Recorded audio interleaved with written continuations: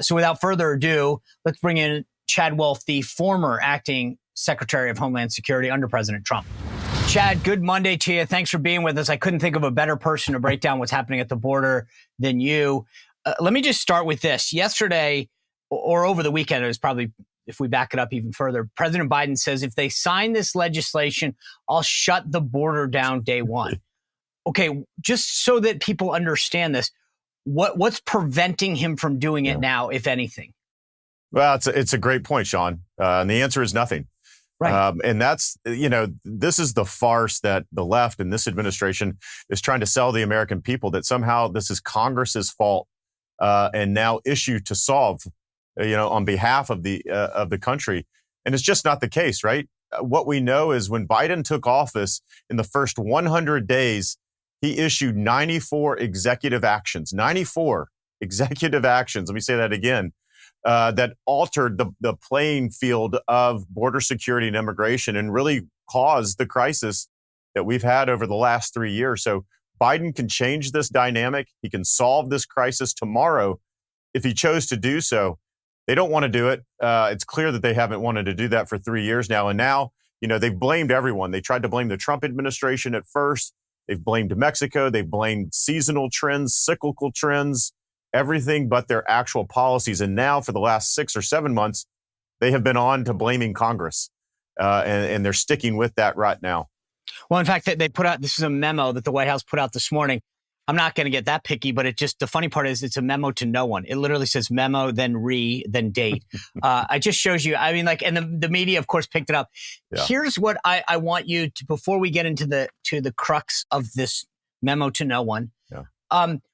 When the left and the media say that the president can't do it, as the former acting Secretary of Homeland Security, if you got the call and said, tell me 5 things that the Biden administration could do day one right now without Congress, or whatever, 2, 3, pick your number, what specifically could the president do today to help stem the tide of illegal immigration into the country? Well, first and foremost, you stop, catch, and release. That is the number one issue that's driving this crisis. Anytime an illegal alien gets into the United States and is released into any number of communities, let's just say it's Chicago, and they call back home and they say, hey, mom or dad or aunt, uncle, whoever, I've made it here. And they only really have left in the last week or two. That, guess what? That just fuels more and more and more. So there's no deterrence in the system. So you've got to stop, catch, and release. You reinstitute the Remain in Mexico program. You restart border wall construction in priority locations. The asylum cooperative agreements that we had with 3 Central American countries are really, really important. And you've got to let ICE law enforcement officers actually remove individuals. You need to start targeting those removals and actually start advertising those. You've got to bring some deterrence back into the system. None of that is occurring at the moment, right? If you remember, Secretary Mayorkas at the beginning of the administration actually put out a policy memorandum that said, if you knowingly break the law, if you come over the border illegally, that alone is not enough of a reason to remove an individual. Well, guess what? The cartels and the smugglers just advertised that. That basically said the U.S. there's no consequences for you breaking the law and illegally entering the United States. So you've got to undo some of that. All of that, Secretary Mayorkas and President Biden can do tomorrow. They don't need Congress to do any of those actions or to undo any of those actions. But what we've seen over the last 3 years is they refuse to do it. And I think, look, call me cynical, I think that the only reason that they are interested in doing it now is we are in a presidential election year. One of the points that I keep making to people is there's a balance. He knows most of his base doesn't want him to be strong on the border. They want him to allow people. But let's get back to this idea that the left, the excuses that they come up with, and they're saying, well, people have a right under our system of law to claim asylum. But isn't it true that most of them aren't actually going through a designated border checkpoint? Well, I think that is true. Look, and when the left says that they have a right to claim asylum, I don't necessarily disagree with that. But what the law doesn't tell you to do is to release everyone. And so the Biden administration actually doesn't finish the sentence there. They don't say the law says that everyone's right to claim asylum and we must release them. The last part is just what they have envisioned and have conjured up. The law actually says you must detain everyone. And if you can't detain everyone, then you can hold them in a safe third country, such as Mexico, which was the Remain in Mexico policy that we had in place. At nowhere in the law does it say you get to release everyone into the country. And so there are some fundamental things that the Biden administration, particularly Secretary Mayorkas, continues not to be transparent with the American people. They don't give you the fine details.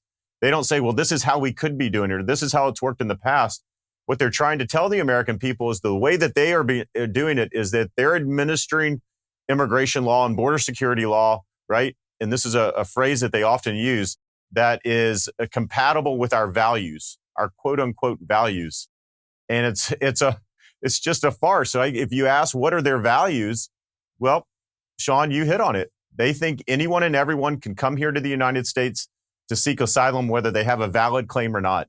And we know that 85 to 87% do not have a valid asylum claim. They know that, and yet they still administer this broken process year after year after year.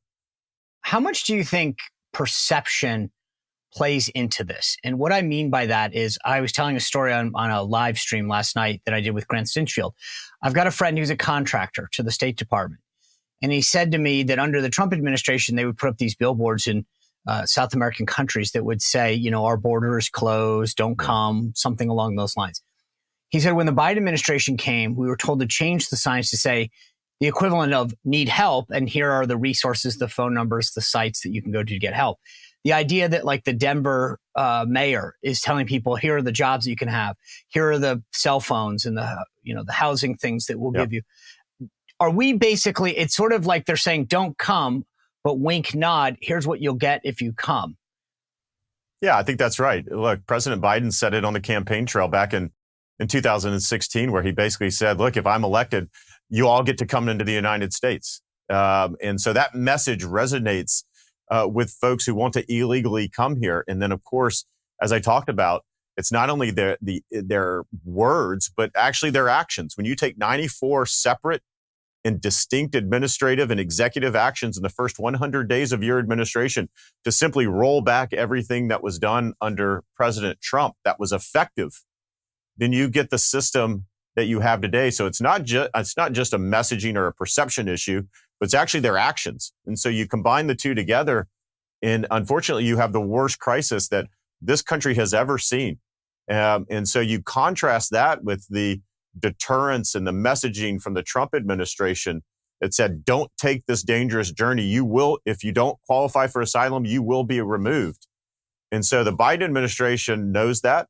But what they've said is, look, I'm okay with allowing everyone to come in because I'm trying to look for that 15% that actually qualify for asylum. And so that small percentage, I'm okay with everyone else coming into the country. And what I would tell your listeners and everyone else is there's a better way to do this. You don't have to accept that type of risk. You don't have to accept that type of fraud in the system if you just administer this a different way.